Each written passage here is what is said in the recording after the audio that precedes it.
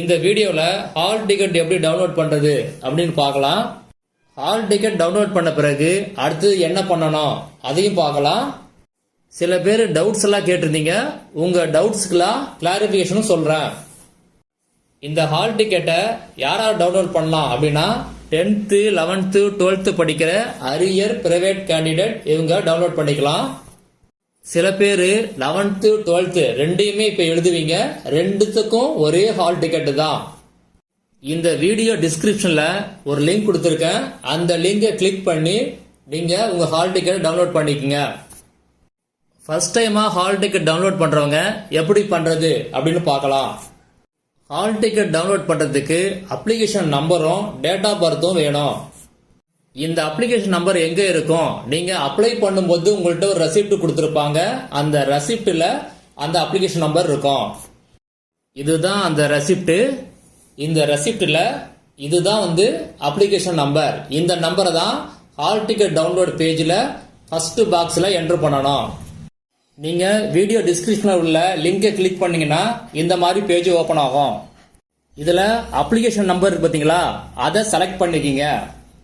முதல் பாக்ஸ்ல உங்க அப்ளிகேஷன் நம்பரை என்டர் பண்ணுங்க. அந்த ரெசிப்ட்ல எப்படி இருக்கோ அதே மாதிரி என்டர் பண்ணுங்க. அடுத்த பாக்ஸ்ல உங்க டேட் ஆஃப் பர்த்தை என்டர் பண்ணுங்க. இதுல என்ன ஃபார்மேட்ல கொடுத்திருக்காங்களோ அதே ஃபார்மேட்ல என்டர் பண்ணுங்க. முதல்ல இயர், ஐஃபன், அடுத்தது மந்த், அடுத்தது ஐஃபன், அடுத்தது டேட்டு. இயர் 4 டிஜிட்ல இருக்கணும், அதே மாதிரி மந்த் 2 டிஜிட்ல இருக்கணும், டேட்டு 2 டிஜிட்ல இருக்கணும். ஐஃபன் போடுங்க. ஐஃபனுக்கு பதிலாக அண்டர் ஸ்கோர்னு ஒன்று இருக்கும், அதை போட்டுறாதீங்க. அடுத்த பாக்ஸ்ல கேப்சாவை என்டர் பண்ணுங்க. கேப்சானா வேற ஒன்றும் இல்லை, 2 நம்பரை ஆட் பண்ணி அதுல வர ஆன்சரை அந்த பாக்ஸ்ல என்டர் பண்ணணும். ஒவ்வொரு டைமும் இந்த லிங்கை ஓபன் பண்ணும்போது வேற வேற நம்பர் வரும், மறந்துடாதீங்க. அடுத்தது சர்ச் கொடுத்தீங்கன்னா அடுத்த பேஜ்ல உங்க நேம் டவுன்லோட் தி ஹால் டிக்கெட்னு வரும். நீங்க அதை கிளிக் பண்ணி உங்க ஹால் டிக்கெட்டை டவுன்லோட் பண்ணிக்கங்க, அப்புறம் பிரிண்ட் எடுத்துங்க. அடுத்தது ஹால் டிக்கெட் டவுன்லோட் பண்ண பிறகு என்ன பண்றது அப்படின்னு பார்க்கலாம். 11th 12th அரியர் கேண்டிடேட் உங்களுக்கு பிராக்டிகல் கிளாஸ் இருந்துச்சுன்னா இமிடியேட்டா நீங்க என்ன பண்ணுங்க அப்படின்னா ஹால் டிக்கெட்ல எந்த எக்ஸாம் சென்டர் கொடுத்துருக்கோ அந்த சென்டருக்கு இமிடியேட்டா கான்டாக்ட் பண்ணுங்க. அவங்க உங்களுக்கு என்னைக்கு பிராக்டிகல் எக்ஸாம், எந்த டேட்டு, என்ன டைம்னு சொல்லுவாங்க. அதே மாதிரி 10th சயின்ஸ் பிராக்டிகல் எக்ஸாம் உள்ளவங்க உடனே நீங்க எங்க கிளாஸ் அட்டன் பண்ணீங்களோ அங்க கான்டாக்ட் பண்ணி உங்க பிராக்டிகல் எக்ஸாமுக்கான டேட்டு டைமை கேட்டு தெரிஞ்சுங்க. ஆல்ரெடி 10th என்னைக்கு பிராக்டிகல் எக்ஸாம்னு ஒரு வீடியோ போட்டிருக்கேன், பார்க்காதவங்க டிஸ்கிரிப்ஷன் லிங்க் கொடுத்துருக்கேன், ஒரு தடவை செக் பண்ணி பார்த்துங்க. அடுத்தது சில பேர் டவுட் கேட்டிருக்கீங்க, அதுக்கான பதிலை பார்க்கலாம்.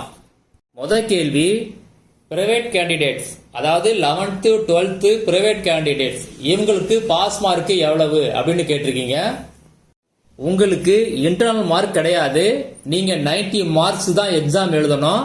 அந்த 90 கன்வெர்ட் பண்ணி 100 மார்க்குக்கு உங்களுக்கு மார்க் ஷீட்ல வரும். அந்த 100 மார்க்குக்கு நீங்க 35 மார்க் எடுத்தா பாஸ். நீங்க 90 மார்க்ஸ்க்கு எக்ஸாம் எழுதுவீங்க, அந்த 90 மார்க்ஸ்க்கு நீங்க 31.5 மார்க் எடுத்தா பாஸ். அடுத்த கேள்வி பத்தி பார்க்கலாம். மார்ச்ல 11th எக்ஸாம் எழுதி பாஸ் பண்ணா ஜூன்ல 12th எக்ஸாம் எழுத முடியுமா அப்படின்னு கேட்டிருக்கீங்க. நீங்க மார்ச்ல 11th எக்ஸாம் எழுதி பாஸ் பண்ணீங்க அப்படின்னா கண்டிப்பா ஜூன்ல 12th எக்ஸாம் எழுதலாம். சப்போஸ் மார்ச்ல நீங்க 11th ஃபெயில் ஆயிட்டீங்க அப்படின்னா ஜூன்ல 11th 12th சேர்த்து எழுதலாம். அடுத்த கேள்வி, 11th அப்ளை பண்ணும்போது ஒரிஜினல் மார்க் ஷீட் கொடுத்துருக்கேன், அந்த மார்க் ஷீட் எப்ப கிடைக்கும் அப்படின்னு கேட்டிருக்கீங்க. அதே மாதிரி 8th முடிச்சுட்டு 10th பிரைவேட்டா அப்ளை பண்ணவங்களும் ஒரிஜினல் சர்டிபிகேட் தான் கொடுத்துருப்பீங்க. எக்ஸாம் முடிச்ச பிறகு நீங்க அப்ளை பண்ண சென்டர்ல கேட்டு பாருங்க, இல்ல உங்க டிஓ ஆபீஸ்ல போய் கேட்டு பாருங்க. ரொம்ப லேட் பண்ணுனீங்க அப்படின்னா உங்க சர்டிபிகேட்டை சென்னையில உள்ள டிபிஐ ஆபீஸுக்கு அனுப்பிடுவாங்க, அப்புறம் அங்கதான் போய் நீங்க வாங்குற மாதிரி இருக்கும். அடுத்ததா ஒருத்தர் கேட்டிருக்கீங்க, என்ன கேட்டிருக்கீங்க அப்படின்னா பிரைவேட் கேண்டிடேட்டுக்கு பிராக்டிகல் எக்ஸாம் உண்டா அப்படின்னு கேட்டிருக்கீங்க. டைரக்ட் பிரைவேட் கேண்டிடேட்டுக்கு பிராக்டிகல் எக்ஸாமே கிடையாது, அவங்களுக்கு தியரி மட்டும்தான். ஸ்கூல்ல படிச்சு ஃபெயில் ஆகி இப்ப பிரைவேட்டா எக்ஸாம் எழுதுற பிரைவேட் கேண்டிடேட், உங்களுக்கு பிராக்டிகல் சப்ஜெக்ட் இருந்துச்சு, அதுல நீங்க ஃபெயிலா இருந்தீங்க அப்படின்னா கண்டிப்பா அட்டன் பண்ணணும்.